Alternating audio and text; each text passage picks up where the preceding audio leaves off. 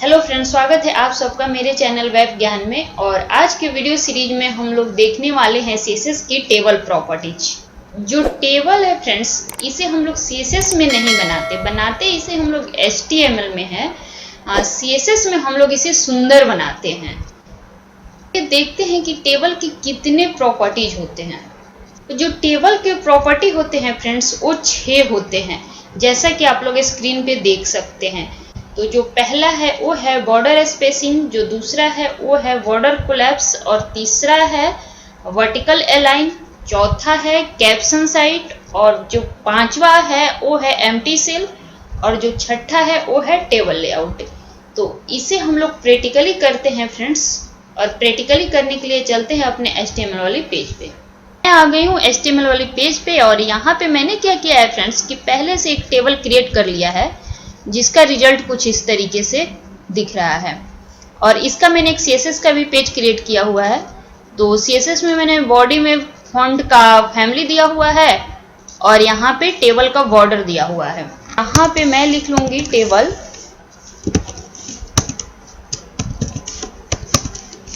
और जो सबसे पहला वैल्यू है इसका, उसका यूज करते हैं हम लोग बॉर्डर स्पेसिंग का।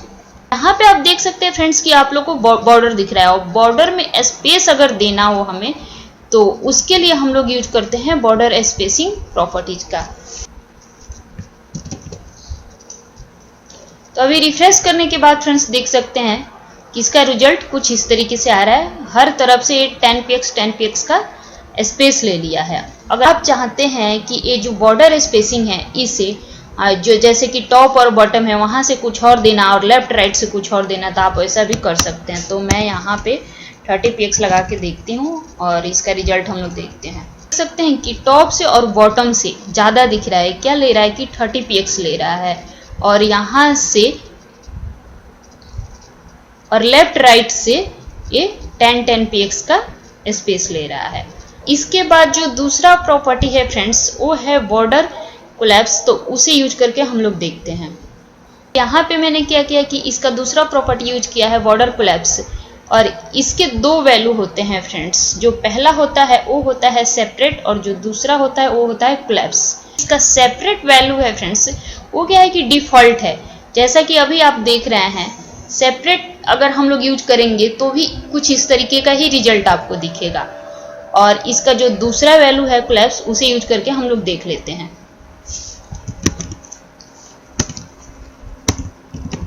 तो मैंने कोलैप्स का यूज किया, और इसे Ctrl+S करके रिफ्रेश करते हैं। तो अभी रिफ्रेश करने के बाद फ्रेंड्स देख सकते हैं कि इसमें जो आपको 2 बॉर्डर दिख रहे थे, वो क्या हो रहा है कि अब ये कोलैप्स हो चुका है।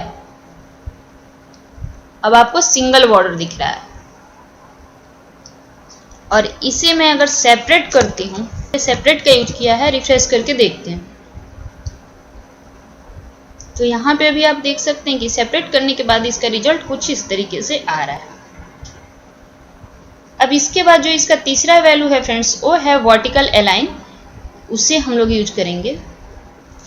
अब ये जो वर्टिकल अलाइन है फ्रेंड्स, इसके 3 वैल्यू होते हैं, टॉप, मिडल और बॉटम। तो अब इसे हम लोग सबसे पहले यूज करेंगे यहाँ पे टॉप का, और टॉप करने के बाद यहाँ पे मैं रिफ्रेश कर लेती हूँ। तो रिफ्रेश करने के बाद आपको कुछ यहाँ पे समझ नहीं आ रहा है। अब समझ इसलिए नहीं आ रहा है कि टेबल के अंदर हम लोग इस प्रॉपर्टी का यूज किए हैं। तो ये टेबल के साथ काम नहीं करता है, ये करता है TD के साथ। तो मैं यहाँ पे TD कर दूंगी, और इसे अब हम लोग रिफ्रेश करते हैं। अब रिफ्रेश करने के बाद आपको अभी भी कोई चेंजेस नजर नहीं आ रहा है। अब चेंजेस तो इसलिए नजर नहीं आ रहा है फ्रेंड्स कि यहाँ जो कंटेंट है वो मुझे बढ़ाना पड़ेगा, ज़्यादा करना पड़ेगा, फिर कुछ समझ आएगा। अब आपको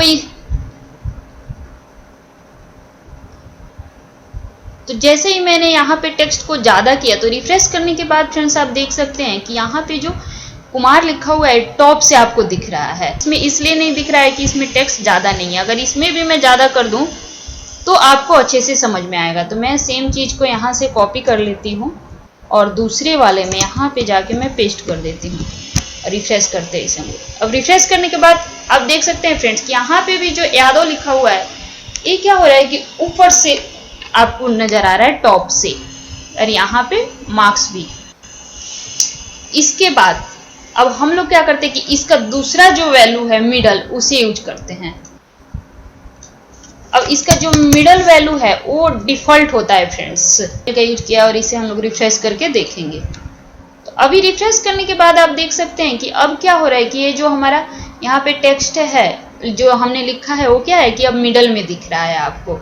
अब इसके बाद इसका जो तीसरा वैल्यू है उसे यूज करके हम लोग देख लेते हैं बॉटम। तो मैंने यहाँ पे बॉटम लगाया और रिफ्रेश करके देखते हैं। तभी आप देख सकते हैं कि ये बॉटम से आपको यहाँ पे जो भी टेक्स्ट हमने लिखा है वो नजर आ रहा है बॉटम से। इसके बाद इसका चौथा प्रॉपर्टी जो है वो है कैप्शन साइड। सारे डिलीट कर दिया और इसे हम लोग रिफ्रेश कर लेते हैं। रिफ्रेश करने के बाद हमारा जो टेबल है फिर से कुछ इस तरीके का दिख रहा है। अब इसमें हम लोग जो इसका चौथा प्रॉपर्टी है उसे यूज करेंगे कैप्शन साइड। मैंने यहाँ पे कैप्शन साइड जो प्रॉपर्टी है उसका यूज कर लिया और इसका दो वैल्यू होता है फ्रेंड्स। जो पहला वैल्यू होता है वो होता है टॉप और जो दूसरा होता है वो होता है बॉटम। इसका पहला वैल्यू होता है टॉप, वो क्या है कि डिफॉल्ट होता है। यहाँ पे आप देख सकते हैं पहले से क्या है कि यहाँ पे जो मैंने स्टूडेंट्स मार्क्स लिखा है वो पहले से ही टॉप पे आ रहा है क्योंकि वो डिफॉल्ट है। और जो दूसरा होता है वो बॉटम होता है जो मैं आप लोग को लगा के दिखा रही हूँ। तो यहाँ पे मैंने बॉटम का यूज कर लिया है और इसे हम लोग रिफ्रेश करके देखेंगे। तो अभी रिफ्रेश करने के बाद आप देख सकते हैं फ्रेंड्स कि ये नीचे अब आप लोग को दिख रहा है बॉटम पे। और जब मैंने इस वाले प्रॉपर्टी का यूज नहीं किया था कैप्शन साइड का तो क्या हो रहा था कि टॉप पे दिख रहा था। टॉप पे इसलिए दिख रहा था कि इसका डिफॉल्ट वैल्यू है टॉप।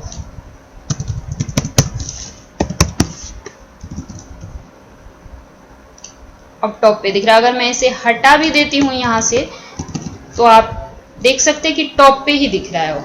इसके बाद इसका जो पांचवा वैल्यू है फ्रेंड्स वो है एम्प्टी सेल। तो उसे यूज करके हम लोग देखते हैं। अब ये जो एम्प्टी सेल होता है किस तरीके से काम करता है सबसे पहले मैं वो बताऊं आप लोग को। तो यहाँ पे जैसे कि मुझे कोई भी एक सेल को एम्प्टी करना है, जैसे कि यहाँ पे जो 200 है इसे मुझे एम्प्टी करना है, तो मैं क्या करूँगी कि यहाँ पे सीधे इसके टीडी में जाके यहाँ पे जो 200 है उसे मैं हटा देती हूँ। अब इसे हम लोग करते हैं कंट्रोल एस और रिफ्रेश करके देखते हैं। अब रिफ्रेश करने के बाद फ्रेंड्स देख सकते हैं कि यहाँ पे जो 200 लिखा हुआ था वो हट चुका है। अब हम लोग क्या चाहते हैं कि इसका जो सेल आ रहा है वो भी ना दिखे, तो उसके लिए हम दूसरा वैल्यू होता है हाइड, वो यूज करेंगे हम लोग।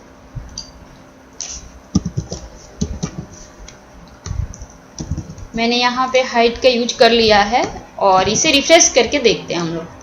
तो अभी रिफ्रेश करने के बाद फ्रेंड्स देख सकते हैं कि क्या हो रहा है कि उसका जो सेल है वो भी यहाँ से छुप गया है, हाइड हो गया है। और इसका जो दूसरा वैल्यू होता है डिफॉल्ट, वो होता है शो। तो उसे मैं यहाँ पे यूज करती हूँ और इसे रिफ्रेश करते हैं हम लोग। तो अभी आप देख सकते हैं कि दोबारा से हमारा जो सेल है वो दिखने लगा है। मैं थोड़ा टेबल को बड़ा कर लेती हूँ। जो इसका छठा और लास्ट प्रॉपर्टी है फ्रेंड्स वो है टेबल लेआउट। तो उसे हम लोग यूज करके देखेंगे। तो उसे यूज करने से पहले ये सब मैं यहाँ से डिलीट कर देती हूँ। यहाँ से मैंने जो भी हटाया था उसे दोबारा से लिख देती हूँ।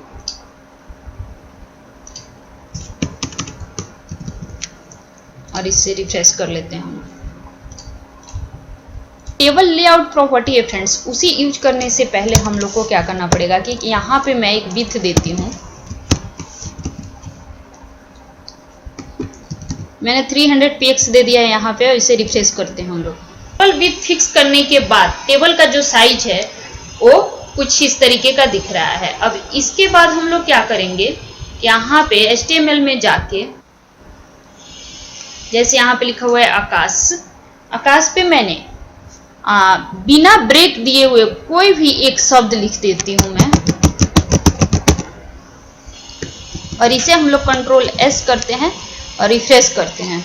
रिफ्रेश करने के बाद देख सकते हैं फ्रेंड्स कि जो हमारा टेबल का विड्थ है कितना बड़ा हो गया, जबकि हम लोगों ने क्या किया था कि टेबल का विड्थ फिक्स किया था 300। अब इस प्रॉब्लम को सोल्व करने के लिए हम लोग यूज करते हैं टेबल लेआउट प्रॉपर्टी का। मैंने टेबल लेआउट प्रॉपर्टी यूज कर लिया है और इसके दो वैल्यू होते हैं फ्रेंड्स। जो पहला होता है ऑटो होता है और जो दूसरा होता है वो फिक्स होता है। तो जो ऑटो वैल्यू होता है वो बाय डिफॉल्ट होता है और जो दूसरा वैल्यू होता है फिक्स, उसे हम लोग यूज करते हैं। मैंने यहाँ पे फिक्स यूज कर लिया है। फ्रेंड्स आप देख सकते हैं कि जैसे ही टेबल लेआउट मैंने फिक्स कर दिया है तो हमारा जो विड्थ है वो बड़ा नहीं हो रहा है। चाहे हम यहाँ पे जो शब्द है, इसका वर्ड है, कितना भी बड़ा कर रहे हैं, बट टेबल का साइज जो है फिक्स है। अब मैं इसका दूसरा वैल्यू यूज करके आपको दिखाती हूँ, ऑटो, और इसे मैंने ऑटो किया और रिफ्रेश करते हैं।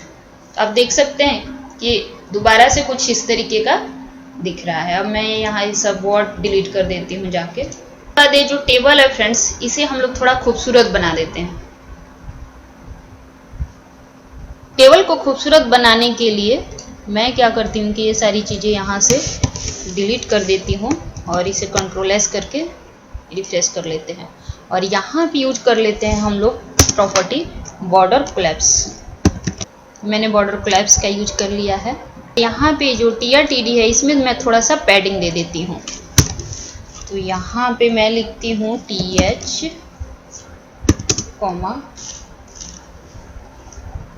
TD। करने के बाद अगर आप चाहते हैं कि जैसे मेरा माउस यहाँ पे जाए, जैसे यहाँ पे राज लिखा है, राज पे, कुमार पे जाए, तो वो क्या हो रहा है कि होवर पे कलर कुछ और हो जाए।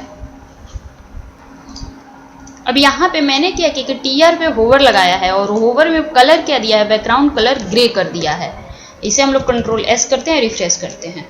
अब देख सकते हैं कि जिस भी रो पे मैं अपना यहाँ पे कर्सर लेके जाऊंगी उसका कलर चेंज हो जा रहा है, ऐसे ऐसे। बाद मैं क्या चाहती हूँ कि जैसे इसका कलर है राज, इसका ग्रे हो और फिर आकाश का व्हाइट हो, फिर यहाँ पे जो नेहा है इसका भी कलर ग्रे हो। तो इसके लिए हम लोग एक प्रॉपर्टी का यूज करेंगे। और ये मैंने जो यूज किया है nth चाइल्ड, वो मैंने अभी आप लोगों को नहीं बताया है। आने वाले वीडियोज में ये आपको देखने को मिलेगा फ्रेंड्स। इसके लिए आप इतना समझ लो, इसके अंदर मैंने क्या किया है कि बैकग्राउंड कलर येलो दे दिया है और इसे हम लोग कंट्रोल एस करते हैं और रिफ्रेश करते हैं। तो रिफ्रेश करने के बाद फ्रेंड्स आप देख सकते हैं कि यहाँ पे येलो कलर आ रहा है, फिर व्हाइट, फिर येलो, और मैं जिस पे ओवर कर रही हूँ उस पे ग्रे आ रहा है। यहाँ पे आप देख सकते हैं फ्रेंड्स। अपने टेबल को खूबसूरत दिखने के लिए इन सारे प्रॉपर्टीज का यूज किया है फ्रेंड्स, जो कि इस तरीके से है। तो आज के लिए इतना ही और मिलते हैं अपने नेक्स्ट ट्यूटोरियल के साथ। आई होप सो कि आपको ये मेरा वीडियो पसंद आया होगा। और हाँ, जो लोग अभी तक मेरा चैनल सब्सक्राइब नहीं किए हैं, जल्दी से जाके सब्सक्राइब कर लीजिए ताकि आपको मेरे लेटेस्ट वीडियो का अपडेट मिलता रहे।